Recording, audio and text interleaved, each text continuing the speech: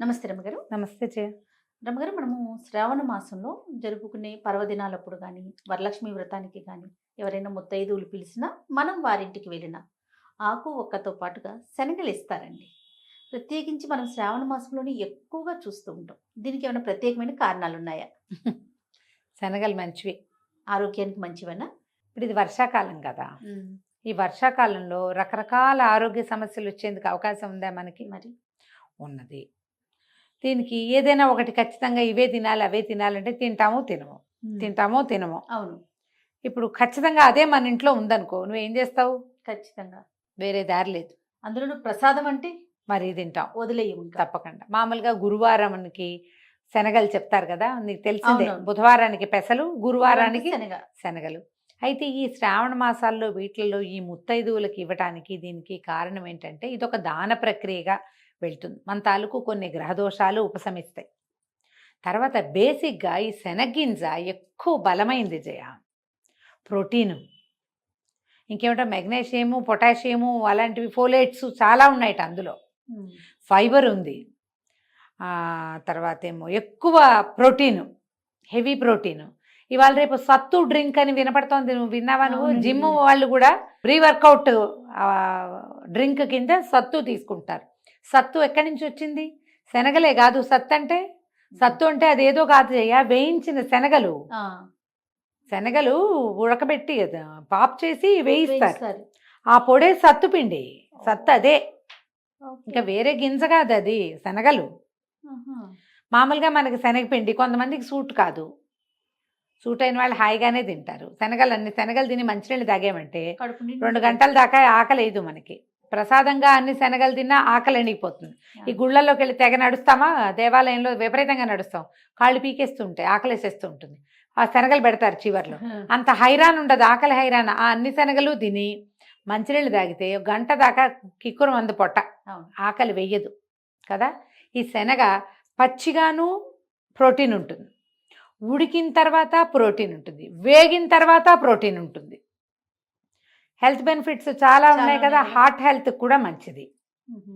అందుకని ఇప్పుడు ఈ సంవత్సరం అంతా మనం ఎక్కడా తిననివి శ్రావణ మాసంలో అయినా తినేలాగా చేస్తారు ఈ వాయనం వల్ల. శ్రావణం మామూలుగా ఏ ఋతువు మనకి? వర్ష ఋతువు. శ్రావణ భాద్రపదాలు వర్ష వర్ష ఋతువు. ఋతువు. ఈ సీజన్కి చాలా అవసరం చేయ, ఆరోగ్యానికి మంచిది.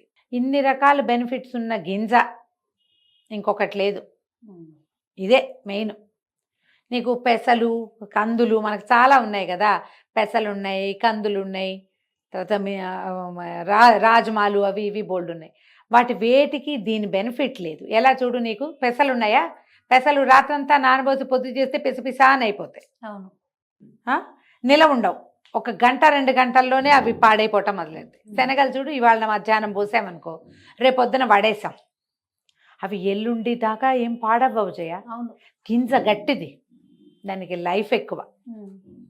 చాలా లైఫ్ ఇస్తుంది. అంటే ఇంకొకటి చెప్దాను చూడు. శనగలు మొలకెత్తుతాయి చూడు, మొలకెత్తిన శనగ చాలా మంచిది పొట్టకి. మొన్న ఎవరో చెప్పారు, ఇవి గాల్ బ్లాడర్లో స్టోన్స్ వస్తాయి కదా, అవును. ఆ స్టోన్ వచ్చే లక్షణాన్ని ఇది తగ్గిస్తుందని. కాకపోతే రోజు తినకూడదు శనగలు అంటారు, సంవత్సరం అంతా తినకూడదు. కానీ ఈ సీజన్లో, ఈ వర్షాకాలంలో తినచ్చు. వర్షాకాలంలో రోజు, పైగా ఇవి రోజు ఎక్కడ తింటాం మనం? 4 మంగళవారాలు, 4 శుక్రవారాలు, నెలలో 8 సార్లు అంతే. చాలు, సంవత్సరానికి సరిపోతుంది అది ఆరోగ్యానికి.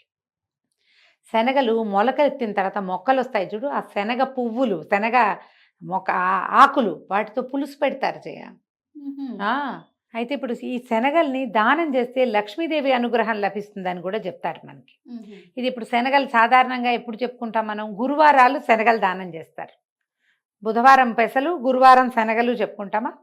అయితే ఇప్పుడు లక్ష్మీదేవి అనుగ్రహం కోసం మనం ఈ పండగ, పూజలు చేసుకుంటాం శ్రావణ మాసంలో. ఆమెకి ఇష్టమైనది ఏమిటి? పసుపచ్చటి బద్ద అయినటువంటి శనగ బద్ద. ఓహో! పసుపచ్చటి గింజ కదా, హ్మ్. అందుకనే కదా శనగపప్పు ఇష్టమని లక్ష్మీదేవికి మనం ఏం చేస్తాం?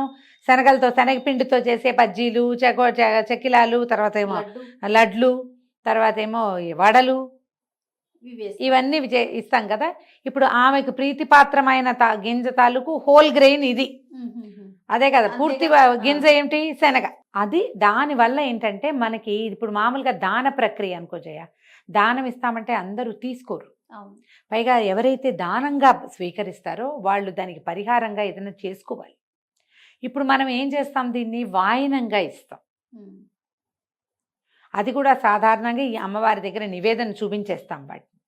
ఈ నివేదన చేయబడిన వస్తువుని స్వీకరించడం వల్ల అవతల వాళ్ళు ఎవరికి దానం తీసుకున్న తాలూకు దుష్ప్రభావం ఉండదు. ఆరోగ్యానికి ఎలాగూ మంచిది.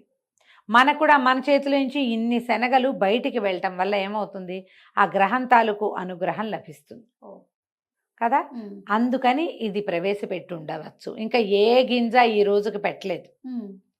పెసలు ఉన్నాయి దీనిలాంటివే, కానీ పెసలు పెట్టల. అవును. ఇది బలమైన గింజ, నిలవ ఉంటుంది. పైగా లక్ష్మీదేవికి ప్రీతిపాత్రమైన శనగపప్పుకి ఆధారభూతమైన గింజలు అవటం వల్ల శనగలు విశేషంగా చెప్తారు. అయితే మనము ఈ తెల్లవి ఇప్పుడు మనం కాబూలీ చనా దొరికిన ఇంతంతలా ఉన్న తెల్లగా ఉంటాయి, అవును. అవి నానబెట్టేసరికి ఇన్ని అవుతాయి. అవును. కొమ్ము శనగలు, నల్ల శనగలు ఇస్తే మంచిది. ఉమ్. అవి నానబెట్టండి. సాతాళించి ప్రసాదం చేసి నివేదన చేసి ఇవ్వచ్చు. మనం వాయనంగా పచ్చివే ఇస్తాం. అవును. ఇది ఉపయోగపడేది, కూరకు ఉపయోగిస్తుంది, ఆహార పదార్థంగా ఉపయోగిస్తుంది, ఒక రోజు నిలవ ఉంటుంది. ఇది విలువైంది కాదు చాలా. కదా. అందుకని ఇలాంటి దాన ప్రక్రియకి ఇలాంటి వాయన దానాన్ని చెప్పారు. ఇది ఇప్పుడు ఎప్పుడు చేస్తాం, సంవత్సరాల్లో ఇంకెప్పుడు చేయం. ఓన్లీ శ్రావణ మాసం. ఓన్లీ శ్రావణ మాసంలో శ్రావణ మంగళవారానికి శ్రావణ శుక్రవారాలకి మాత్రమే చెప్తాం. మా వాళ్ళు కొంతమంది అయితే బర్త్డేలకి వాటికి పిల్లలు పుట్టినరోజులు వస్తాయి, వాళ్ళ వాయనం ఇస్తే శనగలు ఉమ్. పెడతారు. ఉమ్. వాయన అలా ఇస్తే కనుక మనకి తప్పు ఉండదు, వాళ్ళకి తప్పు ఉండదు అవును. అవును. కదా. కరెక్ట్. తద్వారా అమ్మవారి అనుగ్రహం కూడా లభిస్తుంది. ఉమ్. ఆలోచించండి, ఇలా కూడా చేయొచ్చు. ఇంకా మనం నవమికి, పంచమికి, చవితికి పెసరపప్పు పెడతాం కదా రమ్మగారు.